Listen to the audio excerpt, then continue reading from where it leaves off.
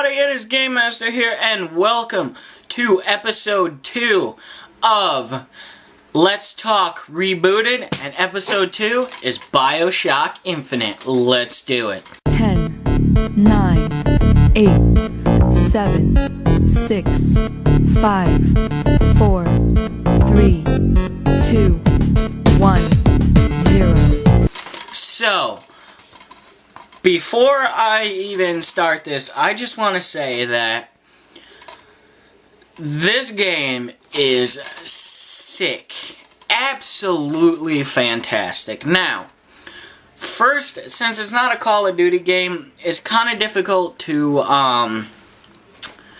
put things into categories. So, I'm just basically going to go from the top of my head. Let's see. So, first of all, we can talk about, let's see, graphics-wise. Now, the graphics, the visuals of Bioshock Infinite look amazing. The city of Columbia looks so good. There was so much detail put into Columbia. It's amazing, and it was actually made by the people who made the original Bioshock, what is it, Irrational Games.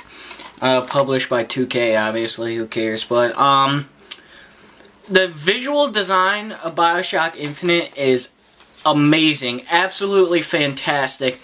A lot of times, I caught myself, just distracted by how beautiful everything looked. The city looks fantastic, the clouds, just everything about the graphics looks amazing. It's so well done, and I have not actually seen a game that has that good of graphics for quite some time. I think the last game I played that had really good graphics that impressed me that much was probably Heavy Rain. So, you know, the graphics were amazing, absolutely fantastic. Now, let's get on to story-wise. The story of the game, just unbelievable. The story, I don't know how I want to say this.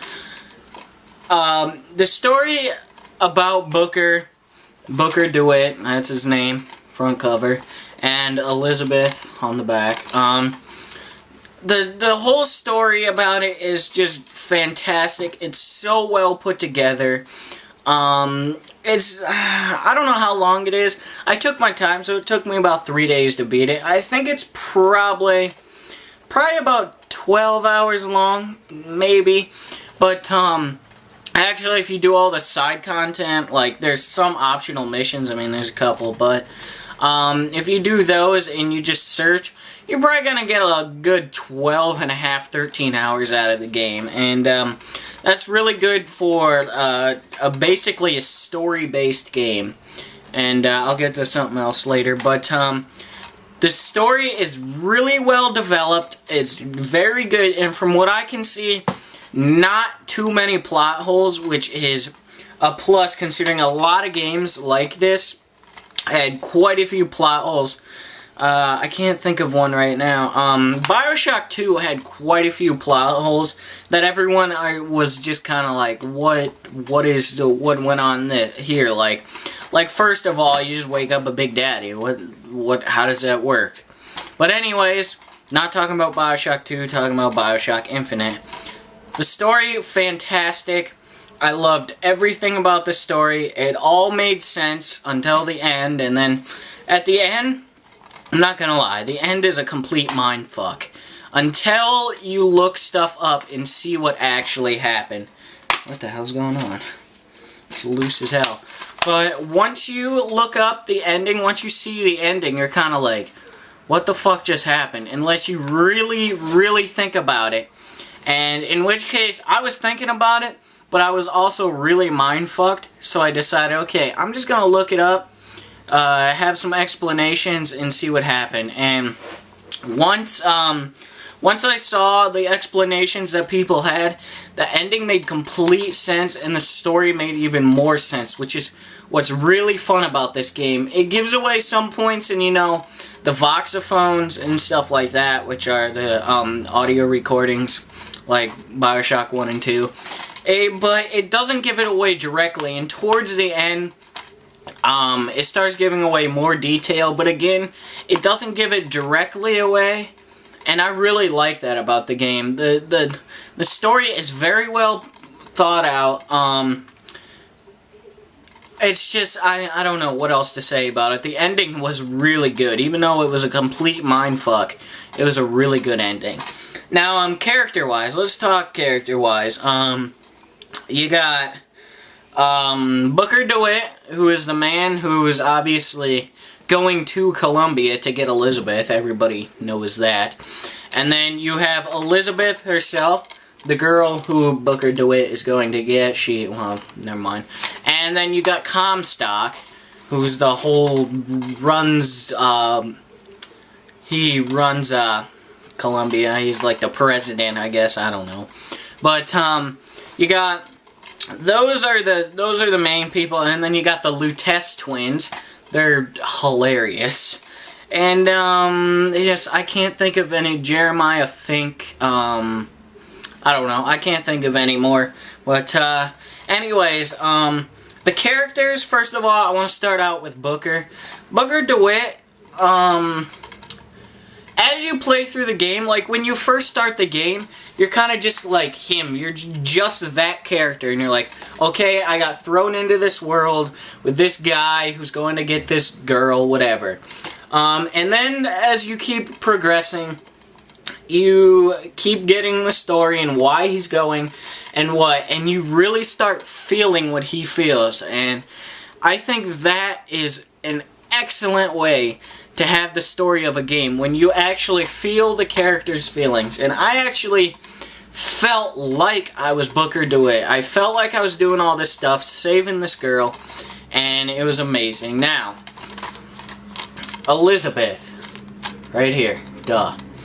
Elizabeth is probably, she is the best design, I don't even want to say female character, she is the best designed character I have seen in video games since Heavy Rain. I mean, everything about her just makes you feel like she's really there with you. And by the way, it's not a big spoiler, she's with you pretty much the entire game, except for a couple parts, like in the beginning, when you're going to get her, obviously. But anyways, she's with you pretty much the entire game, and after probably about half of the game, I really felt like she was there with me, and her facial features and her emotions just, they're amazing. They're probably the best emotions that I have seen since Heavy Rain.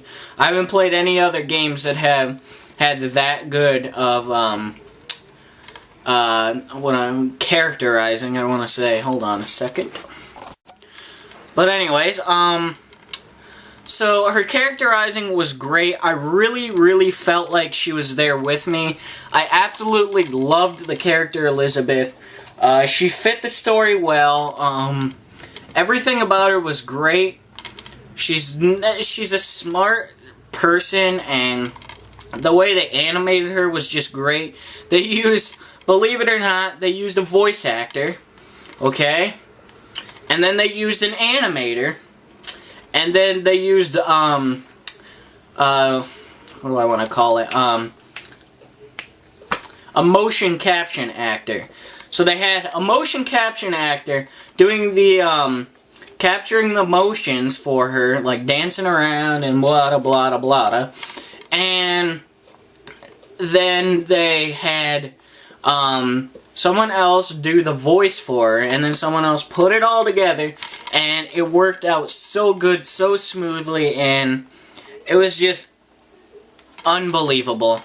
And if I decide to, at this right now, I'll put in a little clip of probably the best point in the game where she shows the best, I don't know, the best emotion, I guess. But either I'll do that or I won't.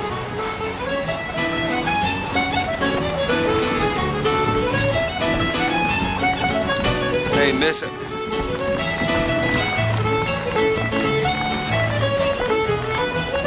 Miss.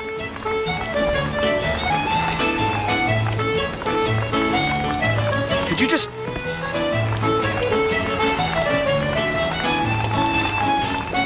Hey, I need you to stop. Hey, Miss Elizabeth. Hello. Oh, this is wonderful. Oh, come dance with me, Mr. Twin. I don't dance. Come on, let's go. Why? What could be better than this? How about Paris? Paris? I don't understand. How could we get there? That's where that airship's going, but if you want to stay and dance, we can... No, let's go. Come on, let's go. Come on, let's go right now. So anyways, Elizabeth is fantastic. Now, the other characters I'm not going to talk too much about. Actually, I'm not even going to really get into them at all. Comstock, he's kind of just around, kind of like Atlas or Andrew Ryan, just kind of talking to you from above, whatever. But those are the two main characters. Now, gameplay-wise, gameplay of Bioshock Infinite is actually really, really good. It is much better than Bioshock 2 and way better than Bioshock 1. I felt like everything, the FPS aspect of the game moved very, very smooth, much smoother than the other Bioshock games. And you know, you have the things like plasmids, except they're called vigors. And you got your guns. The only thing that really, really bothered me about it was that you could only hold 2 weapons at a time. But that's really not that big a deal. Anyway, so the FPS aspect of the game was really well done. I like the vigor aspect. The looting stuff was back. And the gameplay felt really solid. There's a couple parts, however, at the end, not really spoiler, that they do actually throw gauntlets of enemies at you. I mean, like, tons and tons of enemies at a time. I think I spent probably 20 minutes fighting in one gauntlet of enemies. But really, it's not really that difficult. They just, at the end there, like I mentioned, they just throw some gauntlets at you, and it's ridiculous how many there are, but it's okay. It made the game pretty good.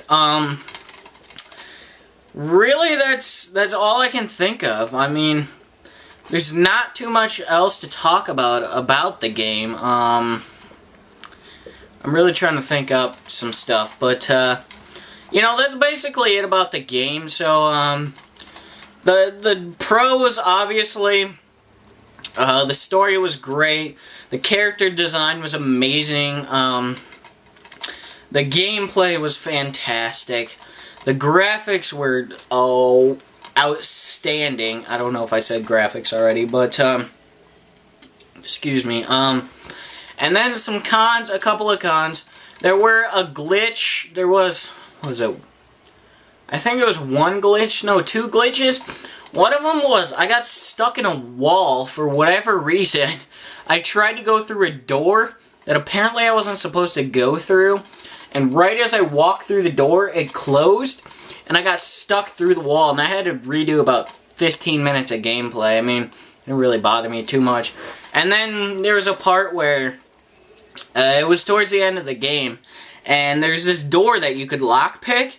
But it kept saying I was in combat even after I killed all of the enemies, so I don't know what happened there. I don't know, but really that's all the negatives I have about it. There's nothing too terrible at all. You know, I mentioned everything that I loved about the game, and overall is a fantastic game. So right now, let's go ahead and get to my rating for Bioshock Infinite.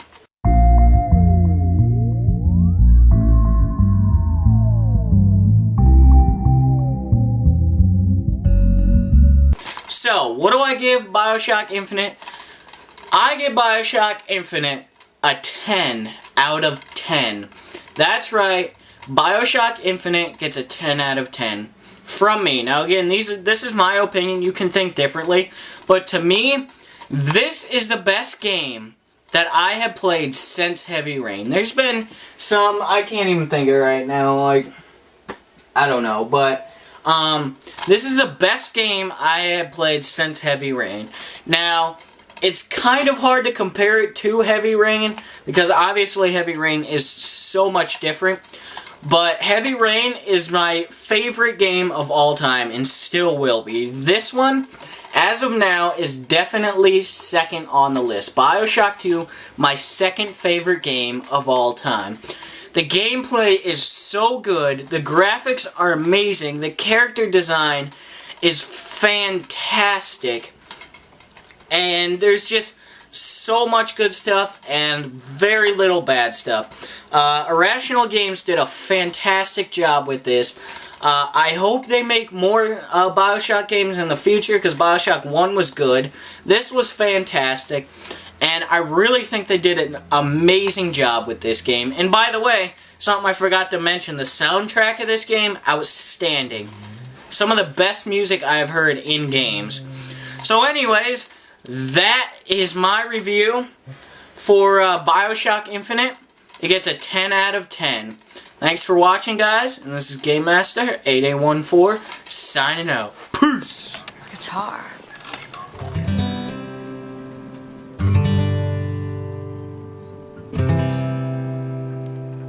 Will the circle be unbroken by and by? By and by is a better